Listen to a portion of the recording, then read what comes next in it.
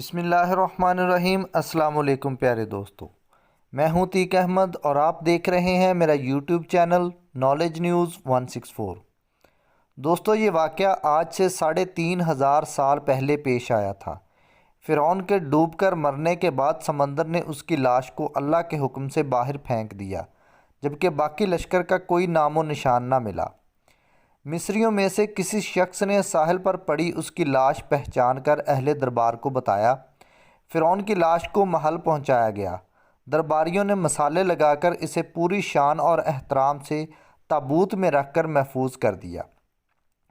حنوط کرنے کے عمل کے دوران ان سے ایک غلطی ہو گئی تھی۔ فرعون کیونکہ سمندر میں ڈوب کر مرا تھا اور مرنے کے بعد کچھ عرصہ تک پانی میں رہنے کی وجہ سے اس کے جسم پر سمندری نمکیات کی ایک تہہ جمی رہ گئی تھی۔ مصریوں نے اس کی لاش پر نمکیات کی وہ تہہ اسی طرح رہنے دی اور اسے اسی طرح حنوط کر دیا۔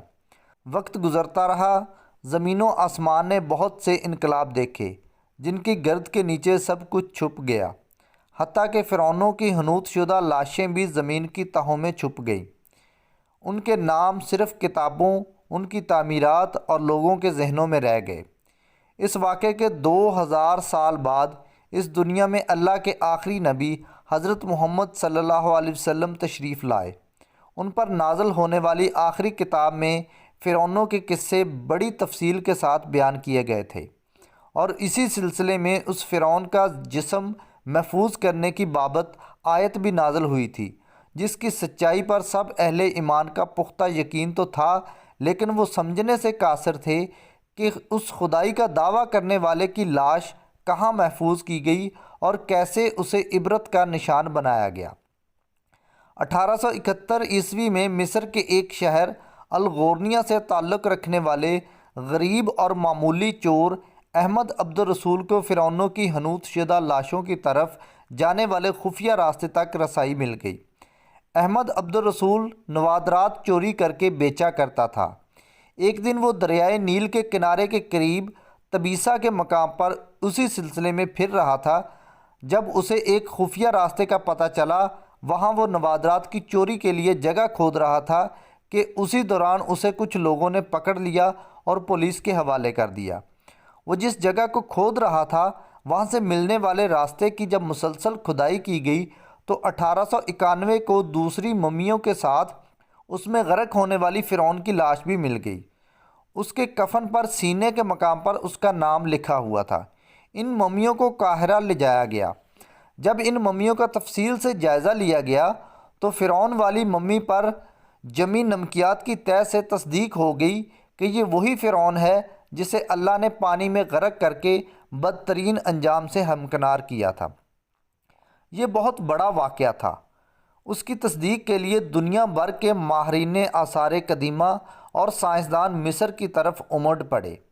مختلف سائنسی ٹیسٹ کرنے کے بعد دنیا بھر کے سائنسدانوں نے تصدیق کر دی کہ دوسری سب لاشوں کی نسبت صرف فرعون کی لاش پر ہی سمندری نمکیات کی تہہ جمی ہوئی تھی۔ اس تصدیق کے بعد اسے فرعون کی لاش قرار دے کر عجائب گھر میں محفوظ کر دیا گیا۔ 1982 میں فرعون کی ممی خراب ہونے لگی تو اس وقت کی مصری حکومت نے فرانس کی حکومت کو درخواست کی کہ فرعون کی ممی کو خراب ہونے سے بچایا جائے، نیز جدید سائنسی ذرائع سے اس کی موت کی وجہ بھی معلوم کی جائے۔ چنانچہ مصری اور فرانسیسی حکومت نے مل کر ممی کو فرانس لے جانے کا انتظام کیا۔ جب فرعون کی لاش کو فرانس پہنچایا گیا تو ایئرپورٹ پر اس دور کے فرانسیسی صدر بذات خود حکومت کے اعلیٰ عہدیداروں، تمام وزراء اور فوج کے افسران کے ساتھ استقبال کے لیے موجود تھے۔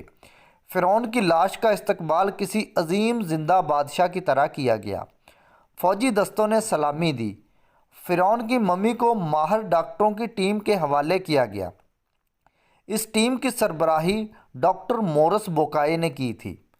مائکروسکوپک ٹیسٹوں کے ذریعے ممی کے تمام اعضاء کا باریک بینی سے جائزہ لیا گیا تو معلوم ہوا کہ اس کی لاش اور جسم میں سمندری ذرات ابھی تک موجود ہیں اور موت کی وجہ بھی پانی میں ڈوبنے کی وجہ سے ہوئی تھی۔ ایک بادشاہ کی موت پانی میں ڈوبنے کی وجہ سے ہو، یہ ڈاکٹر مورس کے لیے حیرت کی بات تھی۔ اس نے اس ممی کے بارے مزید جاننے کی کوشش کی تو اسے معلوم ہوا کہ اس بادشاہ کی موت کے حالات مسلمانوں کے نبی حضرت محمد صلی اللہ علیہ وسلم پر اتری کتاب قرآن مجید میں تفصیل سے درج ہیں۔ اسے علم تھا کہ جہاں سے یہ لاش ملی ہے وہ ایک اسلامی ملک ہے، چنانچہ تجسس کے ہاتھوں مجبور ہو کر وہ مصر پہنچا۔ وہ ایک سائنسدان تھا۔ اس نے اس معاملے میں مصر کے ہی ایک سائنسدان سے ملاقات کی۔ اس سائنسدان نے قرآن پاک کھول کر اسے سورہ یونس کی آیت 90 تا 92 کا ترجمہ لفظ بلفظ سنایا۔ فرعون کا خدائی کا دعویٰ، اس کا پانی میں ڈوب کر مرنا اور پھر پانی سے نکال کر اس کی لاش کا حنوط ہو جانا اور پھر دوبارہ لاش کا ملنا اور پھر اس کی لاش کو جدید سائنسی دور میں دوبارہ محفوظ کیا جانا، سب کا اشارہ ایک جانب تھا اور بہت واضح تھا: تجھے بعد میں آنے والوں کے لیے عبرت کا نشان بنا دوں گا۔ فرعون کی لاش ایسے محفوظ کر کے دنیا کے سامنے لا کر رکھ دی گئی ہے کہ انٹرنیٹ کی ایک کلک پر رسائل و جرائد پر، ٹی وی چینلز پر اور عجائب گھروں میں اربوں انسانوں کی آنکھوں کے سامنے کریہا اور پچکی قابل ترس حالت میں موجود ہے، عبرت کے لیے، سوچنے کے لیے کہ عبادت کے لائق اور ہمیشہ رہنے والا وہی ہے جو سب کا خالق اور رازق ہے۔